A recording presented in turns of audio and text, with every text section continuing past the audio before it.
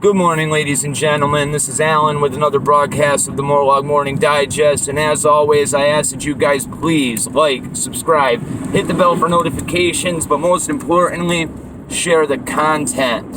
You'll find a link in the description below for my backup channel over on BitChute, as well as a Bitcoin wallet for donations, and a PayPal link as well if you choose to use that avenue.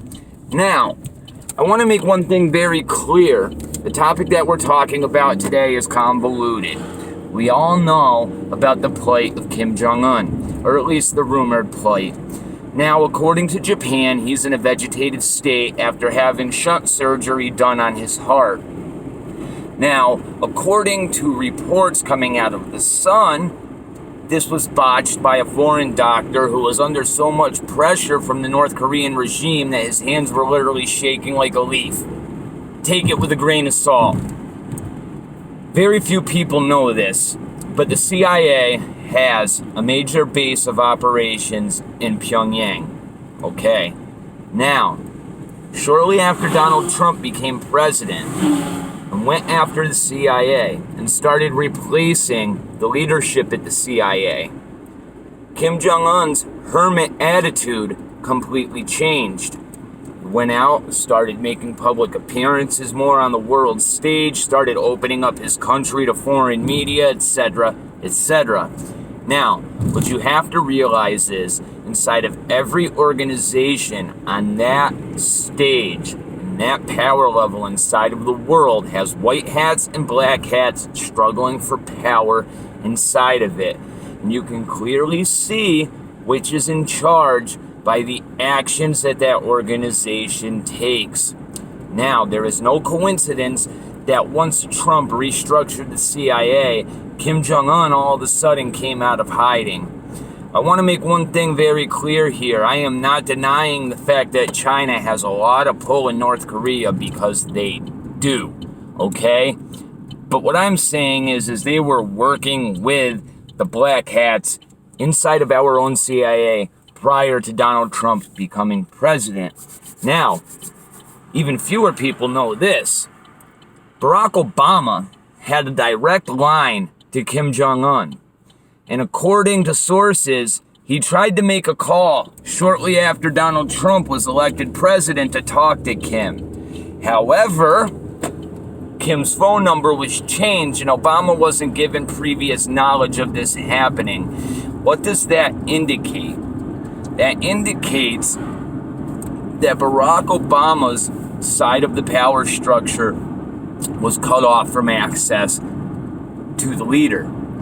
Now, there is no coincidence that Kim Jong-un just happened to suffer some sort of medical mishap during the midst of this global crisis. Now, China has very interesting motives when it comes to Kim Jong-un's line of succession if he dies, okay?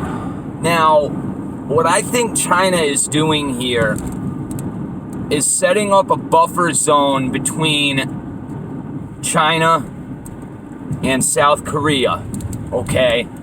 They realize, right, that Kim Jong-un was moving closer and closer and closer and closer to an inevitable peace deal with the United States, bringing to end one of the longest wars the United States has ever been in. Because we are still technically at war with North Korea right now. And as things progressed, right, China became more and more desperate. I want to make one thing very clear. I do not think that this is a natural set of events that happened to Kim Jong-un, okay? This would be a perfect, opportune moment for China to wreak havoc in North Korea. And there's no better way of doing this than getting rid of Kim. And what does this do? Well, this puts the United States on a hypertension alert about what's going on inside of that country. Because if Kim Jong-un dies, right, there's two options here. One, the line of succession gets passed down to his sister, which is not going to happen, okay? It's just not. The people in North Korea are never going to accept a female as their leader. I would be very surprised if it happens. Okay? The second scenario is South Korea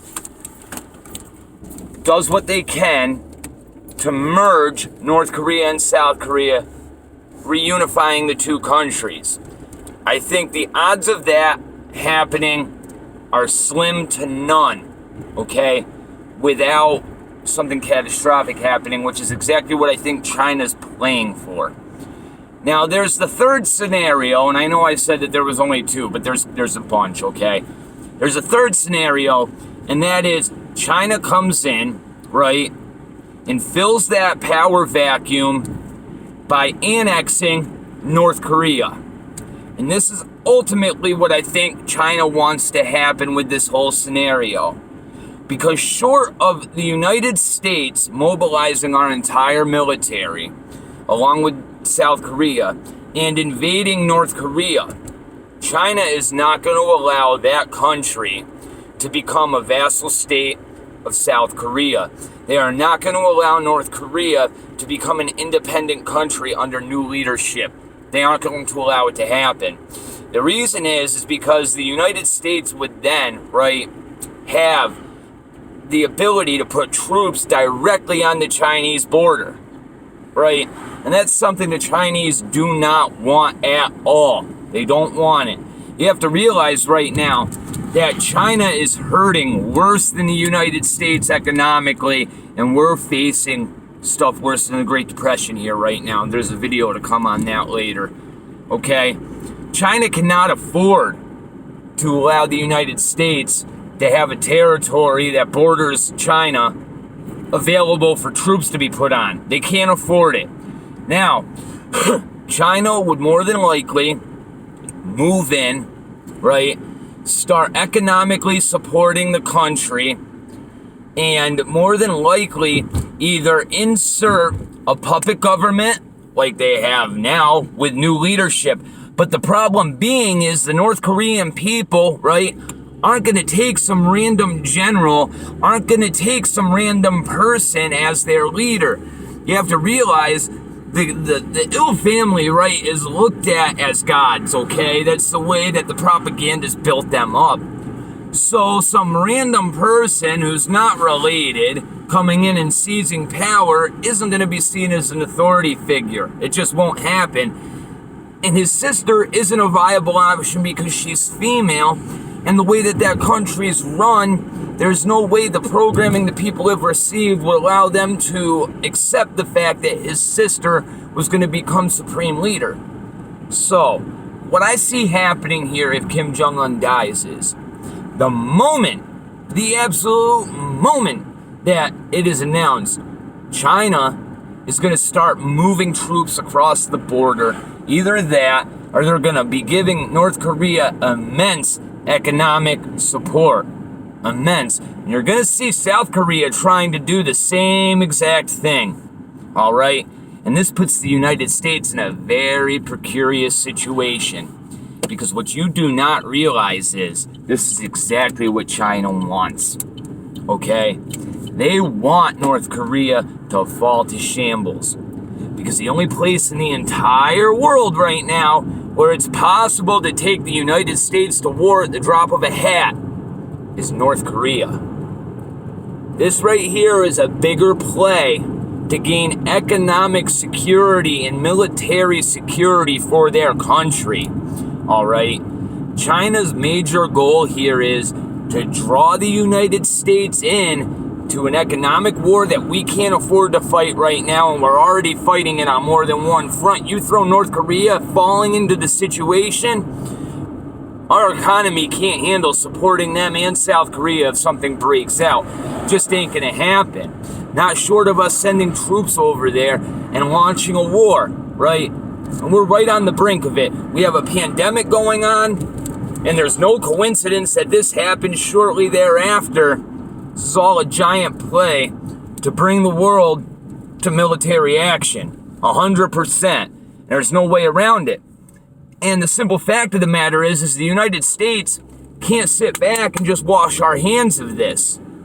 We can't be like, let whatever happens, happens. We're too deep. It's too late for that. We've been at war with these people for over 60 years. We can't do that. So what's going to happen? I have absolutely no idea.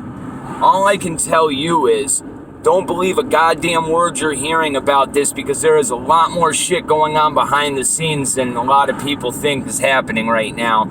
And China is playing a game of chess that, quite frankly, I don't know if we have the upper hand in. I really don't. That's as honest as I can be with you guys right now about this situation. And to be honest with you, I'm more worried about that situation than I am about this pandemic right now, because as I've said all along, this pandemic is a distraction for bigger things happening around the world. And I think the first cog of the wheel for those other things just started turning with Kim Jong getting sick, right? With this scenario with him in the heart surgery. It's the first cog in that wheel, my friends, and it just started turning. And it set in motion a series of events that I honestly am not looking forward to see playing out. God bless, and I'll talk to you guys later.